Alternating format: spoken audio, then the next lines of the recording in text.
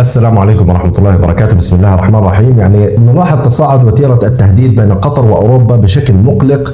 قطر والولايات المتحدة الأمريكية في الحقيقة، ولكن يأتي هذا التصعيد في سياق دفاع قطري أيضا عن البرنامج النووي الإيراني، في مسعى لجمع الولايات المتحدة وإيران على طاولة المفاوضات النووية مجددا، وخصوصا بعد اتفاقية التعاون الأمني الأخيرة القطرية مع الولايات المتحدة الأمريكية، والتي يعني ليس لأي دولة أخرى في الخليج يعني أن تتباهى بمثلها، والتي تضمن لقطر حماية من واشنطن حال تعرضها لأي هجوم، وأيضا تتيح لها الوصول العسكري إلى منشآت عسكرية معينة على وفي داخل الأراضي الأمريكية. يعني من الآخر يا جماعة الخير، إيش اللي قاعد بصير؟ صلي بس على حبيبك النبي عليه وآله أفضل الصلاة وأتم التسليم، وتعال نفهم مع بعض ايش اللي بصير. اول اشي يعني قطر طلعت عبر وزير الطاقة القطري سعد الكعبي ولوحت بقطع امدادات الغاز المسال الى اوروبا، وهذا الكلام ليس جديد، كنا عملنا حلقة في السابق، لكن الان رجعت بقوة وخلص اقتربت فعليا من قطع امدادات الغاز المسال الى اوروبا، وهذا عنوان كبير جدا. ليش يا قطر خير بدكم؟ ليش بدكم تقطعوا الغاز المسال لاوروبا؟ بقول لك يعني بسبب الاعتراض على توجيه العناية الواجبة لاستدامة الشركات اللي هي CSDDD. ما تخافش عزيزي المشاهد، طبعا راح نشرح هذا الكلام كمان شوي. اللي صاير انه هذه الشركات الناقله تتعرض لغرامات قد تصل الى 5% من اجمالي ايراداتها العالميه، والعنوان العريض هو الحياد الكربوني. وبرضه ما تخافش عزيزي، راح نشرح كمان شوي ايش هذا الكلام. لكن اللي بدي اوصل لك اياه هنا انه هنا تحضر الدبلوماسيه الاقتصاديه. يعني قطر منذ الغزو الروسي لاوكرانيا تغطي اوروبا بنسبه تقريبا 14% من احتياجاتها من الغاز الطبيعي. عشان تيجي اوروبا بدل ما تقول شكرا مثلا على سبيل المثال ولا تبلع لسانها وتسكت، لا بتقول لك احنا بقانون الاستدامه. شو هو قانون الاستدامه؟ هو تشريع يلزم الشركات الكبرى العامله في دول الاتحاد الاوروبي بعده امور، ابرزها مراقبه سلاسل التوريد، يعني الالتزام بمعايير مثلا حقوق الانسان وحمايه البيئه ومن هذا الكلام، وبالتالي ايضا معالجه المشكلات ان طرأت. ويقودنا هذا الكلام إلى العقوبات وفرض عقوبات عليها قلنا قد تصل إلى 5% من إيراداتها العالمية في حالة لم تلتزم. تمام. طيب ما هو الحياد الكربوني؟ الحياد الكربوني يعني صافي الانبعاثات الصفرية، يعني تحقيق توازن بين كمية انبعاثات غازات التدفئة ومش تدفئة والدفيئة هاي اللي يعني يطلقها النشاط البشري في البيوت والمصانع وغيرها إلى الغلاف الجوي، وموازنة أيضا تلك التي يتم إزالتها منه، يعني بمعنى أنت تحصل على معادلة صفرية ما تأذيش الغلاف الجوي ومن هذا الكلام. تمام. وبالتالي جماعة الخير يعني قطر لا يمكنها تحقيق هذا الحياد في الوقت الحالي، وهذا يقودنا إلى اللي هو CSDDD اللي هو التوجه هذا اللي فرضه الاتحاد الأوروبي، التوجه الأوروبي. إيش هو؟ التوجه الأوروبي هذا هو قانون أوروبي يهدف إلى جعل الشركات الكبرى مسؤولة قانونا عن تأثير عملياتها وسلاسل توريدها على الإنسان والبيئة. يعني بمعنى أنتم سلاسل توريد الغاز الطبيعي عندكم والله أضر البيئة بنسبة كذا وكذا، بدكم تدفعوا غرامة. ابسط. طب يا عمي اللي مستفيد من الغاز اللي بيروح له الغاز لا مالناش دخل، انتم بدكم تدفعوا الغرامه. فحست قطر هون انه في نوع من الاستغلال، يعني انت قاعد شحاد وبتتشرط، انا مش بكفي ان انا رقعت لك حرمانك من الغاز الروسي وقاعد بعطيك غاز من عندي عشان بعدها تيجي تتقنعر لي على كل اخوتنا المصريين وتيجي تقول تتشرط عليه وتفرض عليه غرامات. لا يا عمي، خلي لا الغاز عندي وبعطينا ناس بتستاهل وناس بتقدر، وانت روح دبر حالك عادي من الغاز. هذا باختصار شديد اللي يعني بتقوله قطر. تمام. فبالتالي يا جماعه الخير يعني انت ما بتقدرش تيجي على الشركات نفسها اللي بتورد هذا الكلام، واحنا لسه يعني مزبوط يعني الناس يعني بقول لك الحفاظ على البيئه ومش حفاظ على البيئه، لكن مش لدرجه انك انت تفرض الغرامه على ناس من دون ناس، تفرض غرامه على المورد وما تفرضش غرامه على المستورد. طب المستورد يا عم الحاج بقول لك لا. تمام. عموما سياق مناكفه اوروبا هنا ليس بمعزل عن الاحتياج للغاز الروسي من ناحية أوروبا واستغلال قطر لهذه النقطة، وفي معرض الدفاع عن إيران بنفس الوقت أو إنصاف إيران بنفس الوقت. تمام. ليش؟ أن وزير الخارجية محمد بن عبد الرحمن آل ثان كان شو قايل؟ إنه يعني يا جماعة الخير لا جدوى من تقييد تخصيب الجمهورية الإسلامية السلمي لليورانيوم. هذا الكلام نصا نقلا عن وزير الخارجية ورئيس الوزراء القطري، مش كلامي. لا يوجد جدوى من تقييد تخصيب الجمهورية الإسلامية السلمي لليورانيوم. ليش؟ بقول لك لأنه في الشرق الأوسط لا يوجد عندنا سباق تسلح نووي، وبالتالي لا جدوى أنك تيجي على دولة في الشرق الأوسط وتقول لها ما تخصبيش يورانيوم، تعمليش برنامج نووي، سيبكم من البرنامج النووي. هذا الكلام فارغ.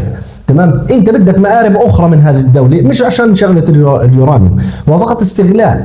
تمام؟ وبالتالي ايضا بقول لك يعني ايضا ايران حسب الوكاله الذريه، وهذا كلام لسه عبد الرحمن ال ثان مش كلامي، لم تخصب اليورانيوم بدرجه عاليه او بدرجه مخيفه يعني وخطيره قصده. تمام؟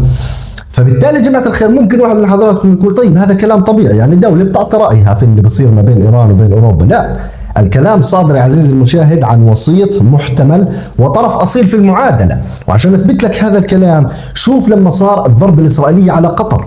الضربة الإسرائيلية على قطر في معرض إيش كانت؟ في معرض تصدي إسرائيل من وجهة نظرها يعني لذراع من أذرع المحور التابع لإيران، هيك من وجهة نظر إسرائيل. فبالتالي ضربت القيادات الموجودين في قطر. تمام؟ شو اللي صار من بعدها؟ شو النتائج اللي ترتبت على بعدها؟ قارن هذه النتائج بمثلا على سبيل المثال الضربة الإيرانية. الضربة الإيرانية لما ضربت قاعدة العديد في قطر، وطلعت قطر طبعا أدانت واستنكرت وابسط شو، لكن التبعات الحقيقية اللي حدثت أرض الواقع من وراء ضربة إيران ولا شيء. لا أجت قطر وأمريكا أو طالبت أمريكا أنها تضرب إيران، ولا ليش؟ لأنه أصلا ردت يعني ضربة إيران على قطر على قاعدة العديد في قطر كانت ضرب ردا على ضربات أمريكية في الداخل الإيراني، ولم تستهدف السيادة القطرية في داخل يعني الأحياء المدنية القطرية مثل إسرائيل. لكن هذا برضه مش مبرر. كان لازم انه امريكا تيجي تغضب وتنتصر لقطر لكن امريكا ما عملتش هيك. لكن لما اسرائيل ضربت داخل قطر، قطر ظلتها مصممه ورايحه وراء امريكا عبين ما استخلصت منها هذه الاتفاقيه الدفاعيه الجديده التي تلزم الولايات المتحده الامريكيه بالدفاع العسكري عنها، مش بس الدفاع الدبلوماسي والسياسي، بالدفاع العسكري عنها في حالة أي هجوم. وبالتالي هنا أنت تستوعب حقيقة أن قطر تتفهم إيران ولا تتفهم إسرائيل.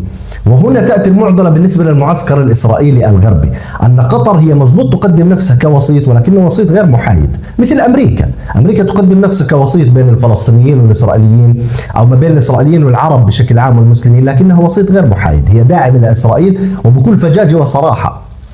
اما قطر فبتقدم نفسها على الصعيد المغاير، بتقول لك انا مزبوط وسيط ولكنه وسيط غير محايد، بمعنى لما ايران ضربتني سامحتها انا ثاني يوم، ما قطعتش علاقتي بالايرانيين، ما جيتش يعني بس نسجب وندين ونستنكر وبعدها خلص تمام، ما جيش قطعت علاقتي بالايرانيين. لكن لما اسرائيل ضربتني لا، كمت الدنيا وما قعدتهاش لحد ما استخلصت اتفاقيه دفاعيه من امريكا يعني ما تخرش المي. تمام؟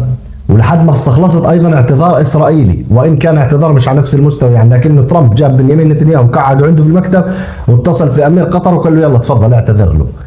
تمام؟ بغض النظر، لكن المقصد انه يعني شوف كيف انت قطر تعاملت مع ايران وكيف قطر تعاملت مع اسرائيل. كلام وزير الخارجيه القطري ورئيس الوزراء عن انه لا جدوى من تقييد تخصيب اليورانيوم هو تشكيك في المسعى الامريكي السياسي كله تجاه ايران بحقيقه الامر.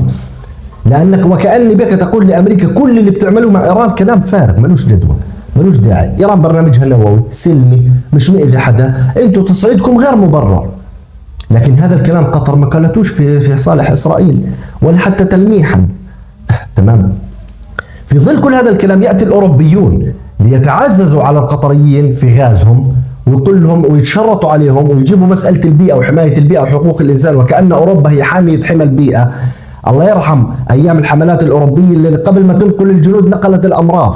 الجنود الاوروبيين في الحملات الصليبيه يعني قبل الجندي ما يوصل اول ما يعطس يموت المدينه كلها، نقلوا معهم الامراض والاوبئه، ما كانوا مقرفين ما بيعرفوش يعني الله يعزكم، ما كانوش يعرفوا يستنجوا لما الواحد فيهم يفوت على الحمام ولا يستنجي زي المسلمين زي العالم والناس، فنقلوا الامراض والاوبئه يعني قمه القرف.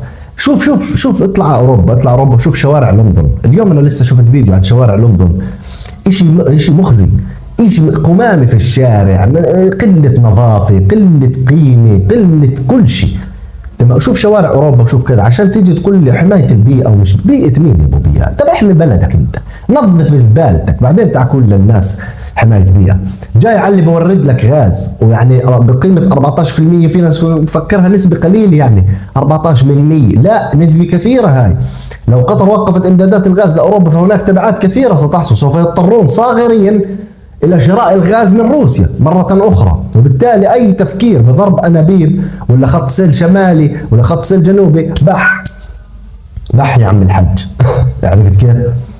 فبالتالي جماعة الخير يعني هنا يظهر لك أن المسعى القطري يظهر نفسه كوسيط نعم، لكنه أيضا وسيط غير موثوق أو وسيط غير محايد بالنسبة للأطراف الغربية، فهو لديه نوع من الانحياز. غير انه تنساش انه قطر برضه ما نسيتش اللي ايران عملته معها، ابان المقاطعه او الحصار حسب شو بدك تسميه، يعني اللي هو من الرباعي العربي السعوديه والامارات والبحرين ومصر لما قاطعوا قطر او حاصروها، سمي زي ما بدك بفرقش عندي يعني تمام، ووقفوا عنها كل شيء. ايران فتحت لها البحري، فتحت لها الباب من جميعه، بضائع، طيران، سفر، استيراد وتصدير، وتركيا نفس الشيء تمام. فقطر برضه مش ناسي اللي عملوه الايرانيين معها، وبالتالي هي هضمتهم تمام، وبالتالي هي هضمتهم وتعاملت معهم على هذا الاساس. عرفت كيف؟ بينما مع اسرائيل لا، بتلاقيها بتعصب، بتلاقيها لا بدها تاخذ حقها، بتلاقيها كذا، وان كان مش على نفس مستوى الضربات، لكن هو يقاس برضه على شو الضربات كانت نتيجتها. يعني برضه هي الضربات كانت ضربات فاشله، مضبوط، استشهد بعض الاشخاص من ضمنهم ابن رئيس المكتب السياسي ومن ضمنهم ايضا مواطن قطري تمام، وقيمه كل الشهداء على عيننا وراسنا، لكن برضو الضربه كانت من الاساس لاغتيال القيادات، مش ابنه ولا حارس شخصي او حارس مثلا المبنى اللي هو عنصر الامن القطري الله يرحمه ويتقبله، لا، كانت المقصد فيها القيادات، ففشلت الضربه. لكن لو كانت ضربه وناجحه وتبجح بها الاسرائيليون وكذا وكذا، كان اعتقد الامور ستكون في تصعيد اكبر من هيك. لكن عموما يا جماعه الخير قطر عرفت يعني بالدبلوماسيه تحتوي هذا الموضوع وتستفيد منه وتمتص منه اقصى استفاده وتسجلها على نفسها، وبالمقابل ايضا تدافع عن اطراف اقليميه موجوده هناك مثل ايران او تنصفها لتظهر نفسها كوسيط. انا في اعتقادي انه اذا كانت قطر دخلت في الوساطه ما بين الولايات المتحده الامريكيه وما بين ايران، ستكون يعني مع احترام للاشقاء في سلطنه عمان ستكون افضل من الوساطه العمانيه، لأنه قطر دورها أكبر وتأثيرها أكبر تمام كدولة من دول الخليج العربي.